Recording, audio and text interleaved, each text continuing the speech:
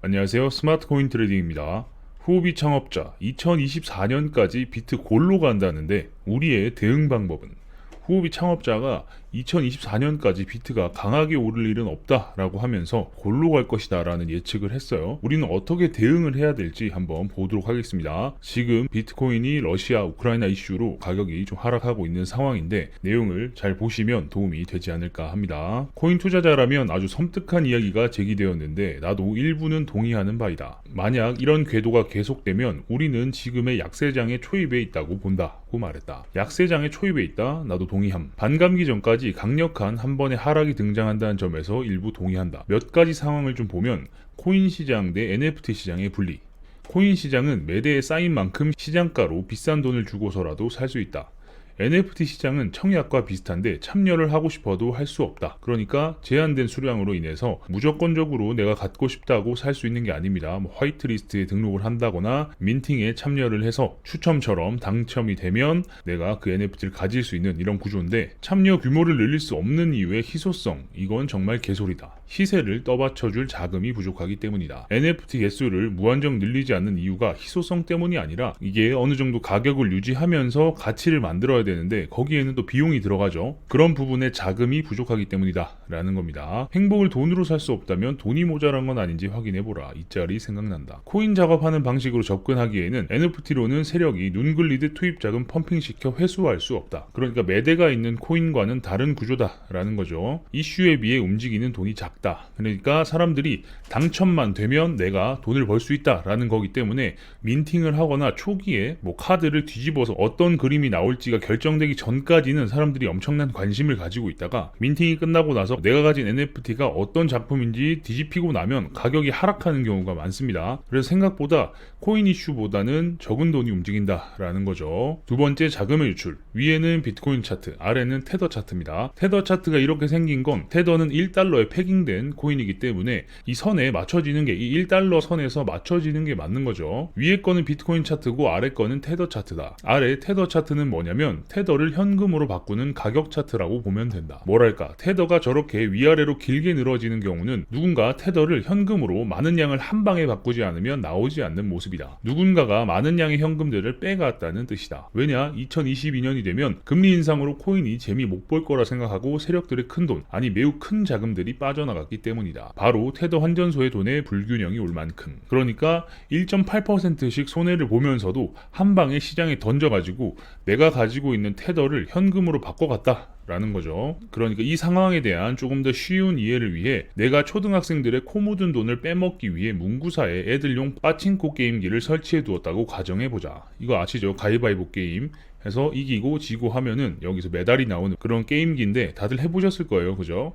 요새도 이런 게 있나 모르겠다만 애들은 당연히 지폐를 동전으로 교환한다. 나는 애들이 이걸 할 때마다 동전이 쌓인다. 왜냐? 애들이 계속 돈을 집어넣으니까요. 그죠? 평소에는 은행에 가져가서 정말 동전 넣는 기계에 넣고 촤라라 돌려서 칼같이 금액을 정산받는다. 그죠? 내가 가진 동전만큼 지폐로 바꿀 때는 돈 액수의 차이가 나면 안 되죠. 근데 갑자기 내년에 모 교장 선생님이 학교에 취임하면서 애들 용돈을 대폭 줄이라고 공문을 날릴 예정이란다. 이렇게 죽을 수 없으니 일단 방법을 짜낸다. 나는 연말이 오기 전에 애들에게 1등 상품을 더 높여서 애들에게 광고한다. 1등 되면 대박이라고. 1등 되면 원래는 동전만 나오거나 메달이 나오거나 하는데 거기에 어떤 상품을 준다거나 해가지고 1등이 되기 위해 노력하는 학생들이 많아지겠죠. 그죠? 그래서 줄 서서 게임기를 돌릴 거란 말이죠. 그죠?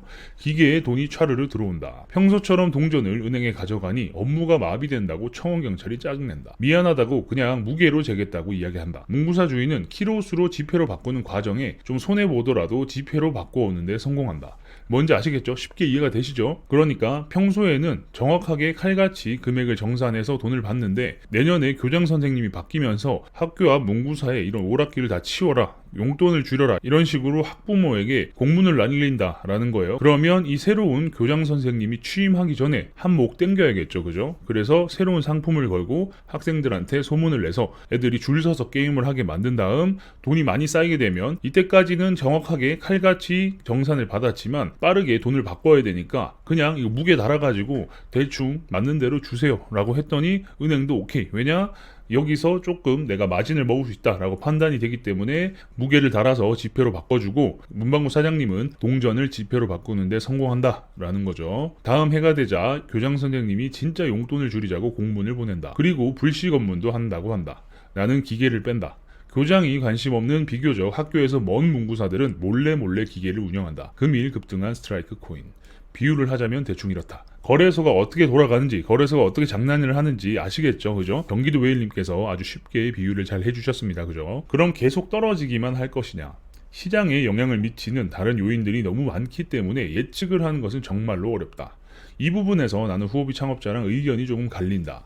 전쟁에서 발생하는 그래프의 각도에 따라 결정된다고 본다. 심리적인 요인에 의해 약간의 베리에이션이 있을 거라고는 보지만 기본 큰 틀은 여기서 벗어나지 않는다고 본다. 첫 번째, 급하게 내리면 천천히 오른다. 이게 코로나 빔이죠. 코로나가 터지고 유가가 마이너스 찍을 시점에 코인도 같이 빠졌죠. 만불대에서 3,800불까지 한 방에 이렇게 빠지는 그런 사태가 있었는데 그리고 나서는 스멀 올라갔다라는 거예요. 진짜 급하게 떨어지면 천천히 오르는 과정에서 대다수의 사람들이 자진이탈한다. 급하게 떨어지면 사람들이 올라올 때 손절을 하고 나가는 경우가 많죠. 두 번째, 천천히 오르면 급하게 떨어진다. 비트가 이때 시점으로 보면 급하게 떨어지는 것 같아도 천천히 계속 올랐죠. 일정 시간을 가지고 오를수록 거래량도 줄었습니다. 이 부분은 보조지표를 확인하면 되는데 그래서 이 고점이 나왔을 때 고점이 나오고 나서는 급하게 가격이 떨어졌다라는 겁니다. 천천히 올라가는 끝까지 참은 사람 또한 반대로 쉽게 못 내려서 결국 뱉어낸다. 그래서 나는 반감기 이슈 전까지 메인 이슈가 될 전쟁은 뉴스를 따라가는 게 수익률이라고 생각하고 이슈를 꽉 잡는 게 필요하다고 본다. 지금은 어떤 뉴스 하나, 어떤 이슈 하나가 시장을 크게 흔들 수 있기 때문에 이 부분을 잘 따라가야 된다라는 거죠. 고점까지 못 버티신 분들도 있지만 고점에 못 팔고 내려오신 분들도 있죠. 하지만 고점에 여기서 이제 비트가 올라간다, 비트가 1억 간다, 2억 간다 소리 듣고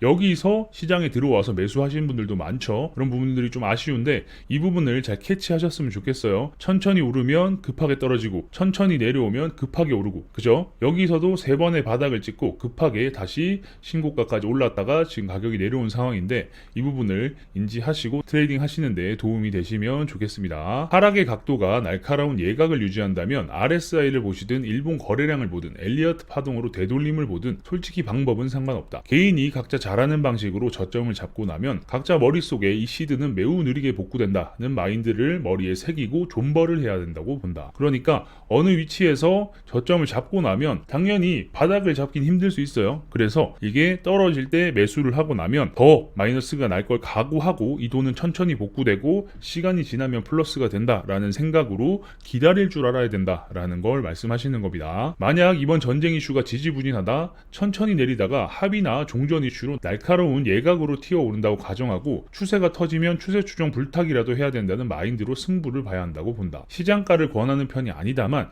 이 케이스는 눌림목 잡다가 그냥 버스 떠날 것으로 본다. 그러니까 지금 전쟁 때문에 시장에 공포가 가득하죠. 그래서 가격이 계속 내리고 있는 상황인데 만에 하나 러시아와 우크라이나가 종전이나 합의를 하게 된다면 갑자기 이 공포가 사라지게 되면서 시장에 급상승이 나올 수 있다라는 겁니다. 그래서 오르고 나서 내려올 때 다시 잡아야지 뭐 이런 시간도 안 주고 지금 왜냐하면 천천히 내려왔죠. 둔각으로 천천히 계속 흘렀기 때문에 어떤 이슈가 터진 시점에서는 강하게 오를 수 있다라는 부분을 말씀하시는 거고 그럴 때는 주춤주춤 하다가는 버스가 떠날 수 있으니 빠르게 시장가로 대응을 해서라도 타야 된다라는 걸 말씀하시는 거죠. 왜냐? 눌림목 잡다가 버스 떠난다. 이런 사례가 많습니다. 이런 경우가 많기 때문에 내가 팔았던 가격보다 다시 올라가게 돼버리면 사람이 다시 매수를 하는 게 쉽지 않아요. 그렇기 때문에 저는 내려올 때마다 조금씩 매수를 하는 걸 추천드리는데 잘 대응해서 천천히 느리게 복구된다는 마인드로 시장에 진입해라 라는 부분을 다시 한번 말씀드립니다. 아무튼 결국 이 시나리오를 어떻게 본인이 잡아가느냐가 중요할 것 같다. 이걸 어떻게 대응하느냐에 따라 다음 2년 뒤에 반감기가 왔을 때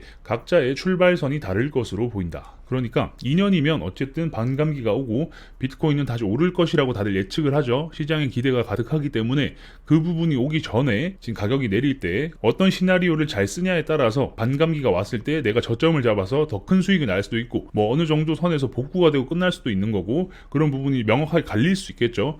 그래서 시나리오를 잘 짜서 대응을 잘해라 라는 부분을 말씀드리는 겁니다. 지금 정말 시장이 공포긴 한데 저는 개인적으로 저점을 깨진 않을 거라고 생각은 하는데 저점이 무조건 깨지지 않는다라는 건 없죠. 그래서 조금씩 매수를 하고 있긴 해요, 개인적으로는. 하지만 제가 정답은 아니죠. 그렇기 때문에 여러분들도 시장이 하락을 하거나 움직일 때 어떻게 대응을 할지 미리 시나리오를 짜서 당황하지 않고 수익을 낼 수 있도록 하시는 걸 추천드립니다. 아무튼 후오비 창립자는 이런 안 좋은 이야기를 했지만 돈나무 누나 같은 아크 인베스트먼트는 지금 다시 GBTC를 매수했고 계속해서 시장이 올라갈 것으로 예측을 하는 쪽도 많죠. 그렇기 때문에 잘 확인을 하고 잘 시나리오를 짜서 잘 대응을 해야 된다 라는 겁니다. 아무튼 하나의 코인의 이슈가 아닌 시장의 전반적인 부분도 열심히 알려드릴 수 있도록 하겠습니다. 영상이 괜찮으셨다면 구독과 좋아요도 눌러주시고요. 궁금한 게 있으신 분들은 저희 커뮤니티로 들어오시면 됩니다. 영상 하단에 보시면 커뮤니티 주소가 있습니다. 영상에 댓글은 막아뒀지만 커뮤니티에서 더 빠르고 정확한 소통을 하기 위해서 커뮤니티를 오픈해뒀으니까 아래 주소를 클릭하셔서 입장하시면 되겠습니다. 그럼 다음 영상에서 뵙겠습니다. 감사합니다.